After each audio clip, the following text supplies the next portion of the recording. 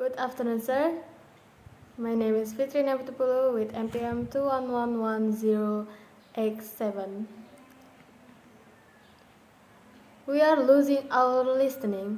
We spend roughly 60% of our communication time listening, but we are not very good at it. We retain just 25% of what we hear. Now, not you, not this talk, but that is generally true. Let's define listening as a making meaning for sound. It is a mental process and it's a process of extraction. We use some pretty cool techniques to do this. One of them is pattern recognition. So it's a cocktail party like this. If I say, David, Sarah, pay attention, some of you just a setup. We recognize patterns to distinguish noise from signal, especially our name.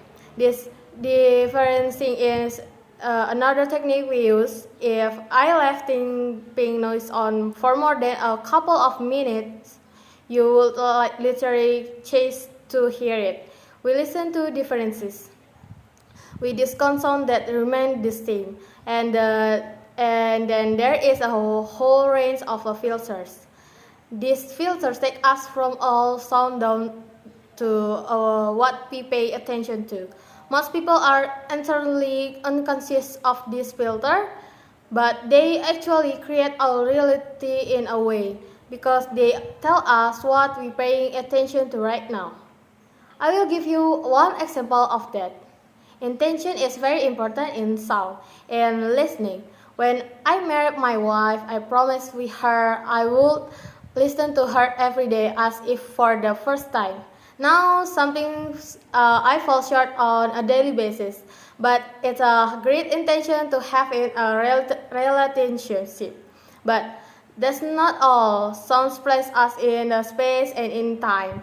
If you close your eyes, you're right now in this room, you are aware of the size of the room, from the reverberation on the bouncing of the sun of the surface. You are aware of how many people are around you because of the micro noises you are receiving. And sound plays us in this time as well, because sound always has a time embedded in it. In fact, I would suggest that our listening is the main way that we experience the flow of time from past to the future. So, sonority is a time and a meaning. A great quote I said of the beginning. We are losing our listening. Why I did say that? Well, there are a lot of reasons for this. First of all, we invented ways of recording. First writing, the audio recording, and now video recording as well.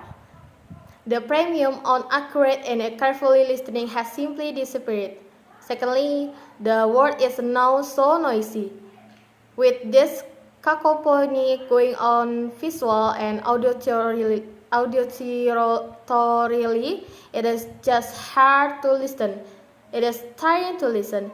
Many people take refuge in headphones, but they turn big. Public space like this share soundscapes into millions of tiny, little personal sound bubbles, and it is a scenario nobody listening to anybody. We are becoming impatient. We don't want oratory anymore.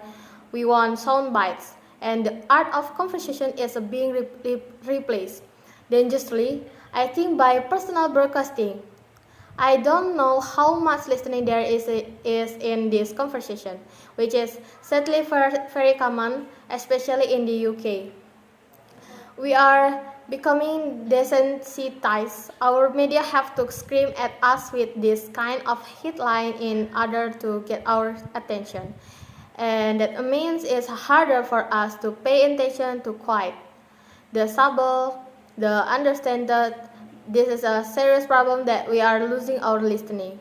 This is not trivial because listening is our access to understanding.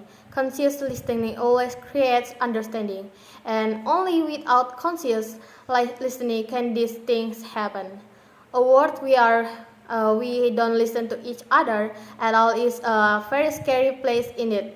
So I didn't like to share with you 5 simple exercises tools you can take away with you to improve your own conscious listening. Would you like that?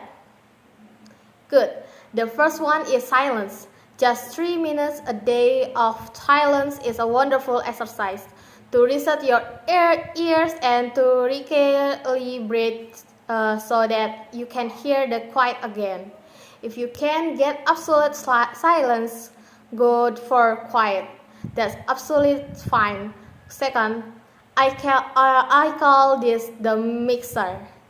So, even if you are in a noisy environment like this, and we all spend a lot of time in a place like this, listen at the coffee bar to how many channels of sounds can I hear. How many individual channels am I listening to? You can do it in a beautiful place as well, like in the lake. How many birds I am hearing? Where are they? Where are the two ripples? It is a great exercise for improving the quality of your listening. Third, this exercise I call suffering, and this is a beautiful exercise. It is about enjoying mundane sound. This is for example, is a tumble dryer. It is a waltz. 1, 2, 3, 1, 2, 3, 1, 2, 3. I love it. Or just try this one of 4 size. Wow. So mundane sounds can be really interesting if you pay attention. I call that the hidden choir. It's around us all the time.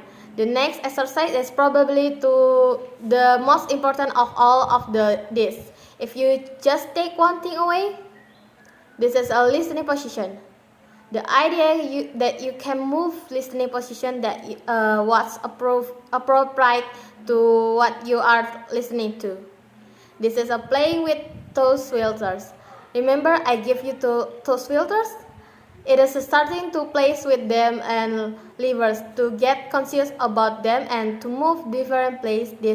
These are just some of the listening position or scales of listening position that you can use. There are many. Have fun with that. It's a very exciting.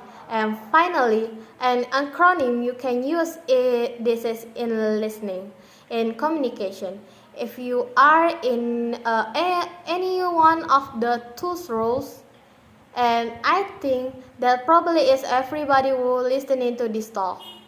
The acronym is RASA, which is the Sanskrit word from juice or essence, and RASA stands for receive, which means pay attention to the person appreciate, making little noise like oh, okay, summarize. The word so is a very important in communication, and ask question afterwards. No sound in my patient. It's my life. I wrote a whole book about it, so I'll live to listen.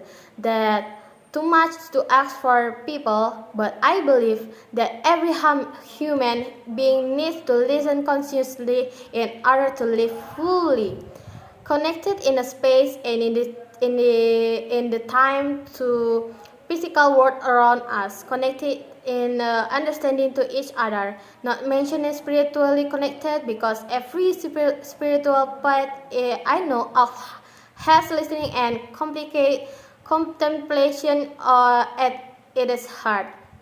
That's why we need to teach listening in our school as a skill. Why is it is not talk? It is crazy, and we can teach listening in our school. We can teach our listening of slippery slope to that dangerous, scary world that I talk about, and move it to place where everybody is consciously listening all the time, or all at least capable of doing it. Now I don't know how to do that, but this is a TED, and I think this TED community is capable of anything. So I invite you to connect with me, connect with each other to hit this mission out, and let's get listening talk in school and transform from the world in the one generation to conscious listening world. and a word of connection, a word of understanding, and a word of peace. Thank you for listening to me today.